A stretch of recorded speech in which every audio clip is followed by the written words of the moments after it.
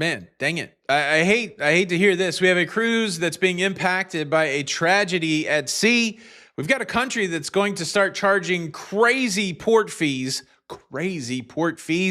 And I got a list. Of the 10 busiest cruise ports for 2026 so that you can plan accordingly. Yeah, all that and more on today's episode of The Cruise Show.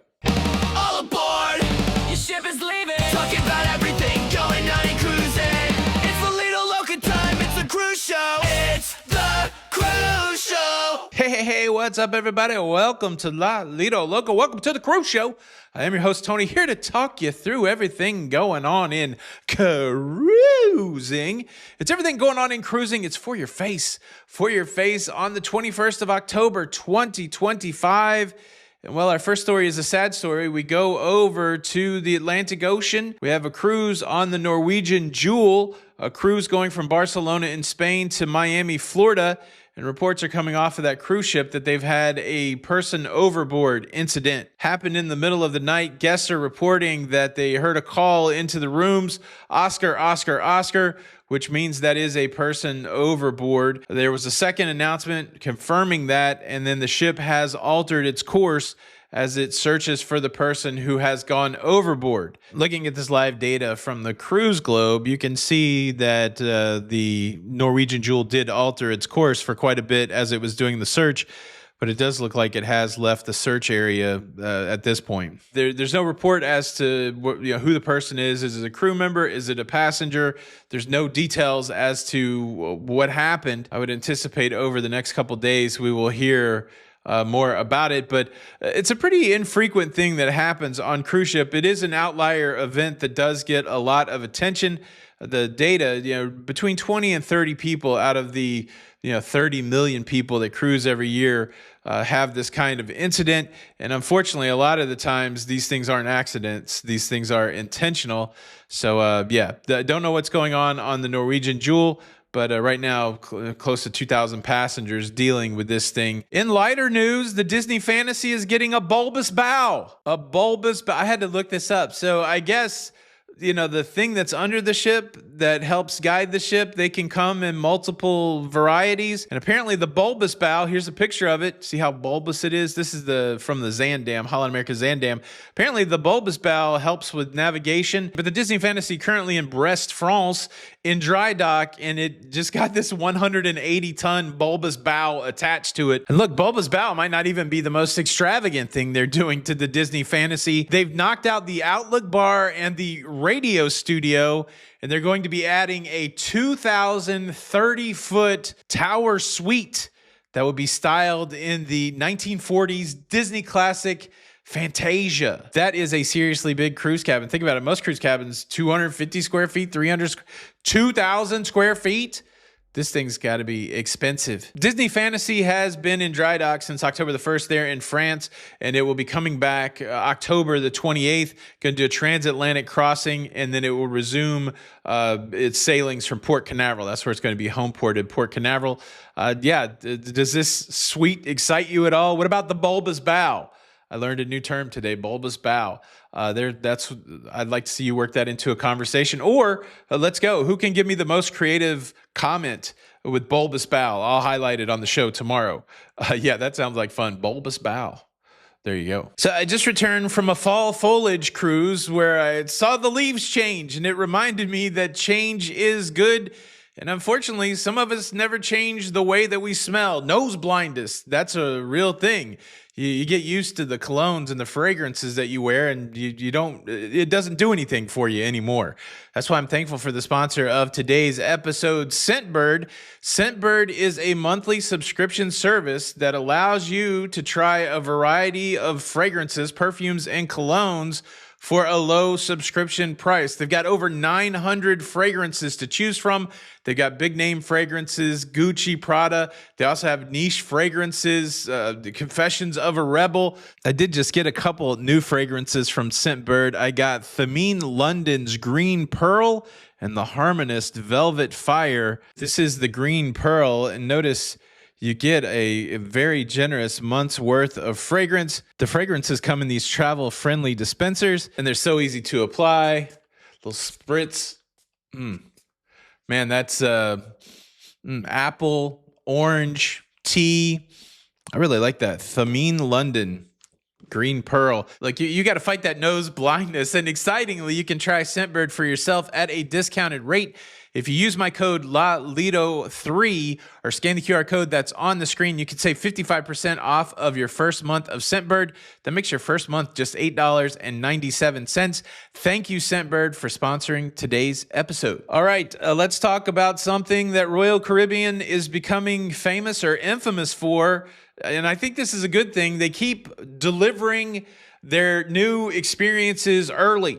And I'm thinking primarily of their cruise ships. It seems like the last several cruise ship launches have come early.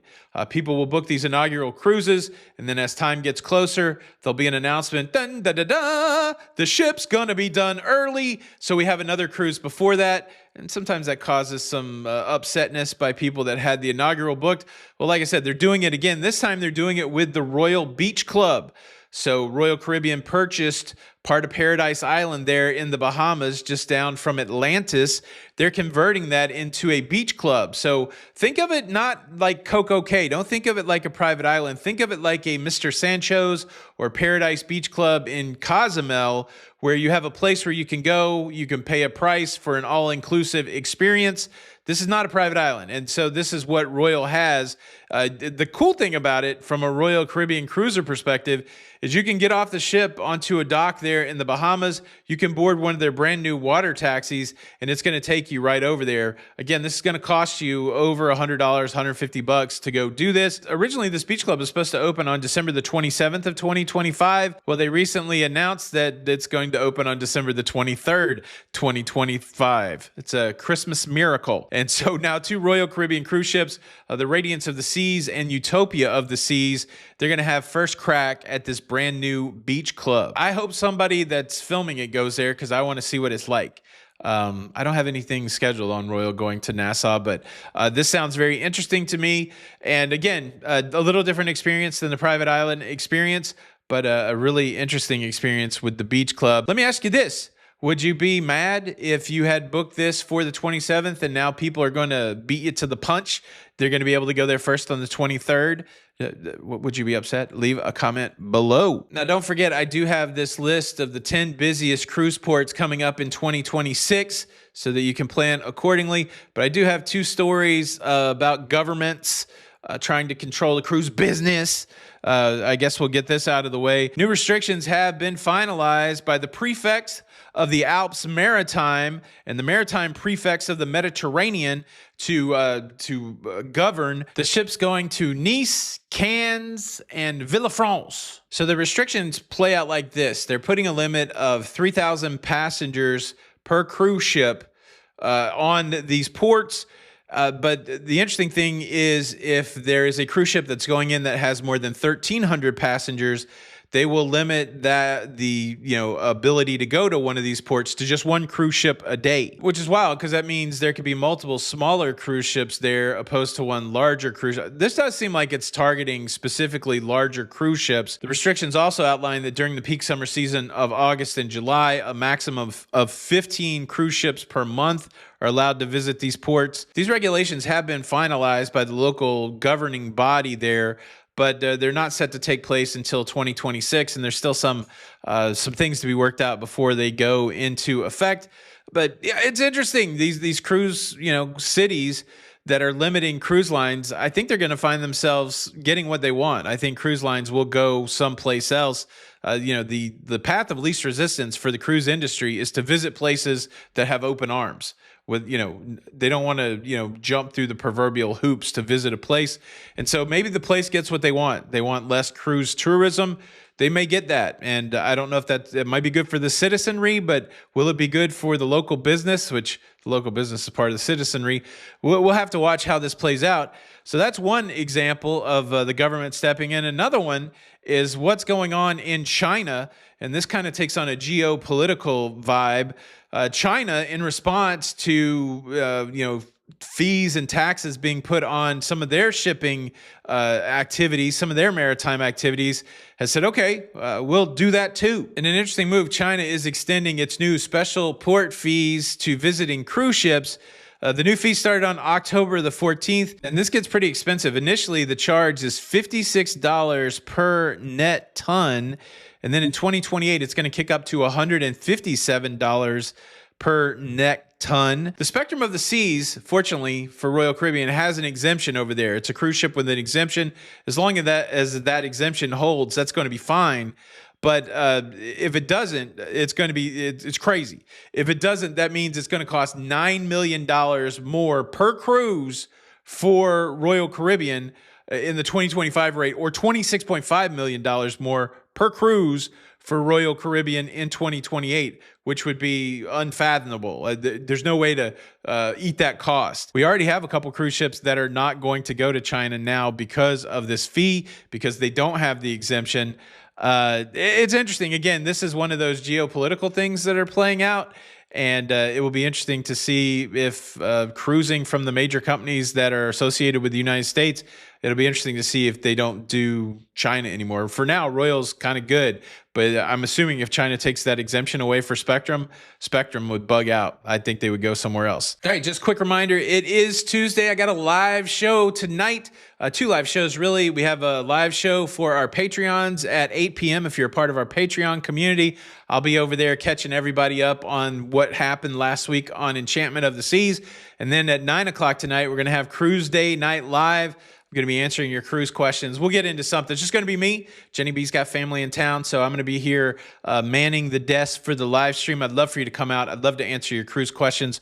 Let's talk about cruising. That's 8 p.m. for Patreons, 9 p.m. for everybody else. Eastern time tonight. We'll see you on the live show. And now, let me hit you with this list. Yesterday, I shared with you information from the AAA survey saying that when it comes to cruising in 2026, there's going to be a new record of Americans cruising. American Cruiser.